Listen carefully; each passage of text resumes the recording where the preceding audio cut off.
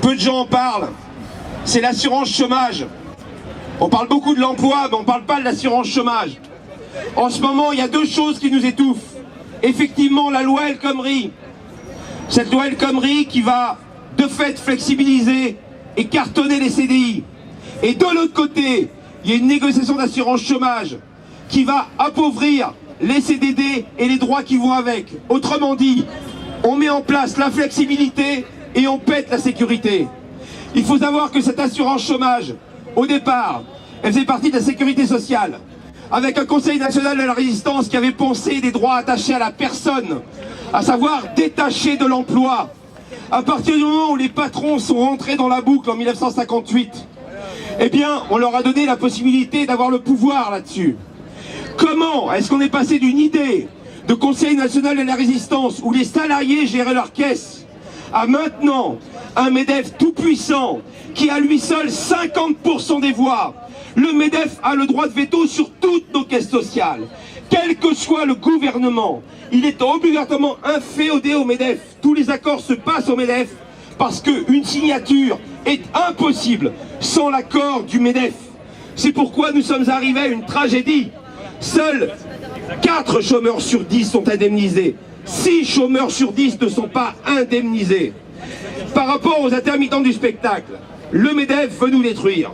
Pourquoi il veut nous détruire? Et là aussi, il faut faire une historique. Je rappelle que le régime spécifique des intermittents du spectacle n'est pas un statut. Il n'a pas été pensé pour pallier la culture.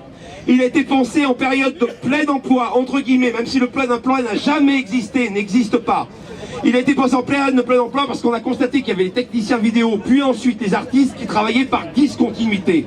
Ce régime a été pensé pour couvrir la discontinuité et pour assurer une continuité de revenus sur une discontinuité d'emploi. C'est très important à comprendre. Maintenant que la discontinuité touche énormément de professions, il faudrait étendre ce régime à tout le monde. Et évidemment, le MEDEF, pour ne pas l'étendre à tout le monde, veut le flinguer. En 2014, ils ont torpillé un des derniers régimes spécifiques à l'activité réduite qui étaient les intérimaires. Et là, ils sont en train de détruire le dernier régime spécifique pour l'activité réduite qui est les intermittents du spectacle, dont le problème dépasse largement les intermittents du spectacle, puisqu'effectivement, il faudrait que ce régime soit étendu à tous. Donc la vraie révolution, parce que si vous prenez le programme des présidentielles de 2012, tous les candidats avaient des recettes magiques pour l'emploi. Le plein emploi n'existe pas, il n'a jamais existé. Quand dans les années 50 on parlait de plein emploi, c'est parce que, hélas, la moitié de la population ne travaillait pas, qui étaient les femmes. Le plein emploi est en leurre. Et même s'il y a les interdictions de licenciement, et même s'il y a le partage du temps de travail, même si on est à 32 heures, il restera encore 4,5 millions de chômeurs. Qu'est-ce qu'on en fait? Alors la vraie révolution, c'est dire pas de droit à l'emploi sans droit au chômage. C'est dire qu'il faut que 10 chômeurs sur 10 soient indemnisés. Et pour ça, il faut changer les règles du paritarisme, qui est un système mafieux, et il faut foutre le MEDEF dehors le plus vite possible.